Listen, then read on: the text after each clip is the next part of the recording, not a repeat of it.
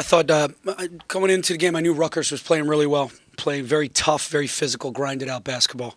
So let's give Coach Peichel credit for their game plan today. Second, they go up and we fight back. We keep fighting back. They went up a few points. We fight back again. We get it to 1 point, and I just love the team's grit. We're this close to breaking through. I'm more optimistic walking out of this arena than I was a week ago. We just got to clean up a few things. A couple rebounds here and there, a couple missed free throws here and there, missed assignments on both ends. I thought offensively, I thought we did some really good things offensively, got good open shots. We didn't make them, and that's what Rutgers does. And then we were able to get downhill a little bit in the second half. So, look, we go back to work tomorrow. They get training, a little bit with SAS and ice and all that good stuff. And we go back to work on Monday and start preparing for Purdue. That's got to be the mindset. Keep getting better, 1% better each day. We're this close. And then, I'm sorry, I should have said this first. What an amazing crowd. What an amazing day to be a part and partner up with Thon and Coaches versus Cancer. To have almost over 13,000 there is phenomenal. And I know we're not where we want to be.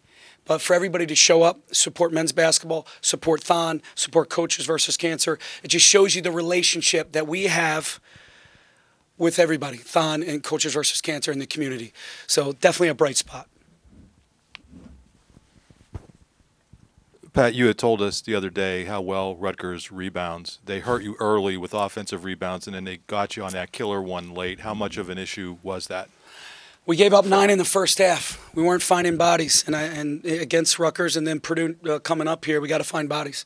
The next two teams play very similar, although I think Purdue shoots a little bit better, but they still go to the glass a lot, and that's what Matt Painter teaches. So we got to work on that in practice. We did for 2 days, working on finding bodies and cleaning it up. But obviously, first half, we didn't do a good job.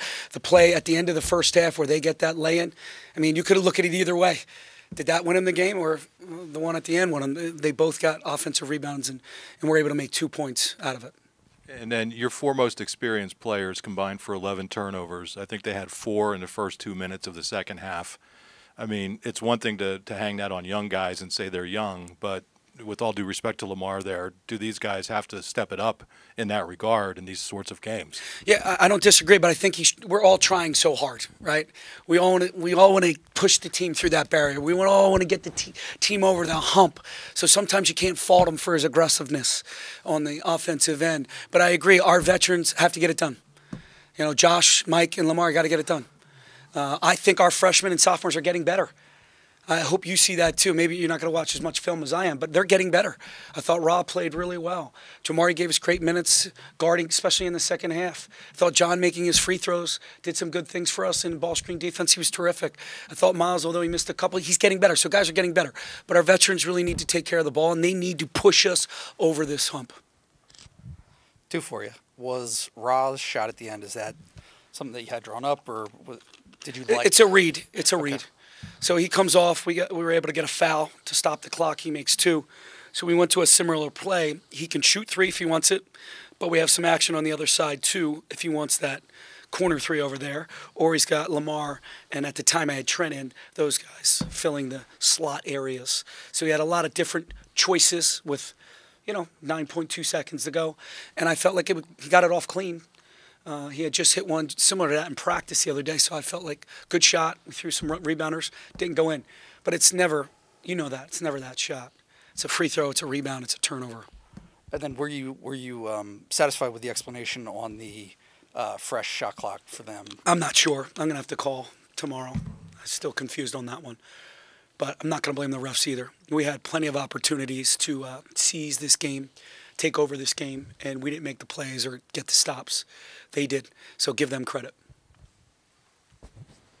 Some of those late timeouts, you look on some of these younger guys' faces, really everybody's face, and there's that sort of, this is happening again kind of look on their face. And no matter how confident you make them or whatnot in practice, how do you get them to believe when they can get that far, but then they get into that moment and it just unravels? Keep practicing. You know what I would tell you? Keep putting ourselves in that position. This is a whole new team. It's a young team that's out there making critical decisions, offensively, defensively, special teams. I'd much rather be in a one-possession game than getting beat by an excess amount. So keep putting ourselves there, learn from these experiences. We're going to break through.